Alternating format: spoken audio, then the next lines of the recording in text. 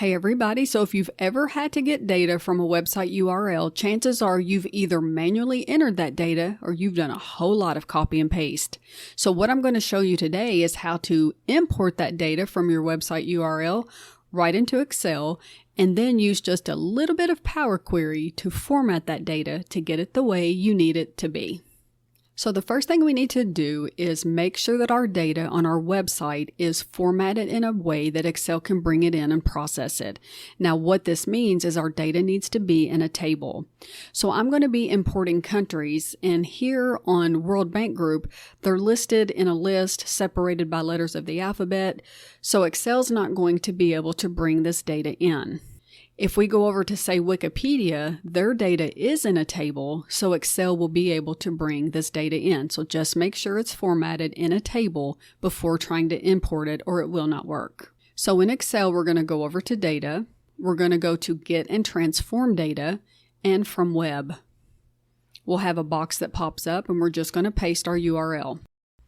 We're going to tell it OK, and it's going to start grabbing our data. We have this navigator box that pops up, and this is where it's getting our data and where it's going to put it.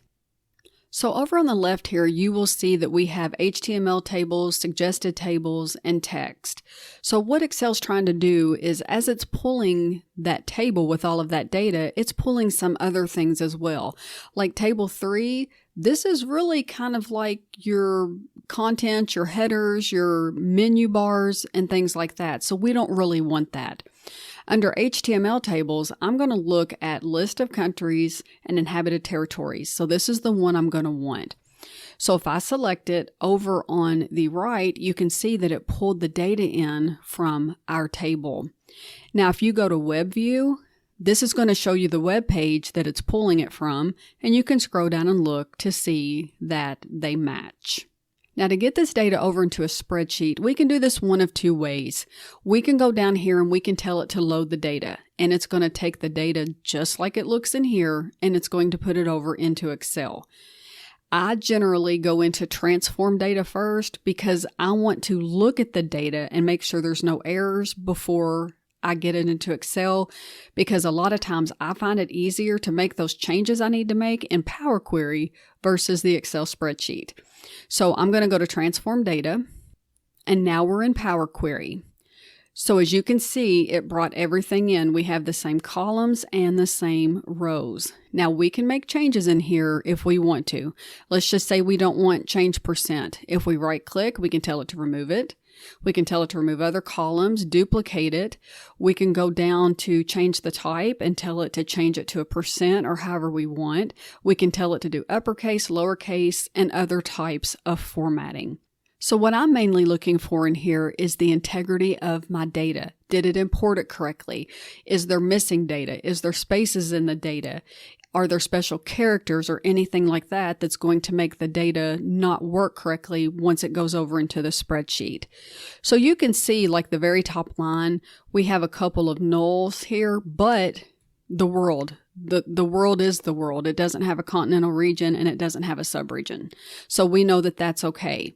So I'm just going to take a quick look at my data and see if anything needs to be cleaned up, and it doesn't. So what we can do now is we can go up to Close and Load. And it's getting our data. And now, as you can see, it has taken our data and put it into a table for us automatically. So I'm going to close out of Query and Connections for right now. And we can treat this now just like we would any other table. It doesn't make any difference that we brought it in from Power Query. We can change the table style. We can remove headers. We can create pivot tables. It's just like any other table. If you need to get back to Power Query, you can go to Query. You can go to Edit. And this is going to open our Power Query Editor. And then you can make any changes that you need to make in here. Just make sure that you hit Close and Load so that it reflects on your spreadsheet.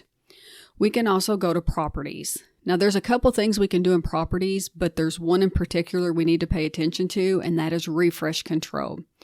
So I always keep Enable Background Refresh checked, but you also can tell it to refresh every so many minutes.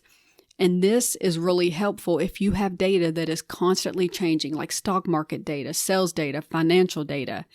That way it automatically goes out and fetches the data or refreshes the data however often that you tell it to. Now, if you want to do it manually, you can refresh your data from Query and go to Refresh.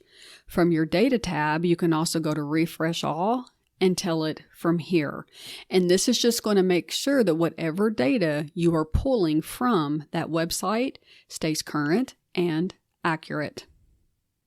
And that's it for today. Please be sure to like, share, subscribe, comment, follow, and all of that good stuff. And don't forget to hop on out to my website, melcompton.com, for written instructions for this tutorial and so much more.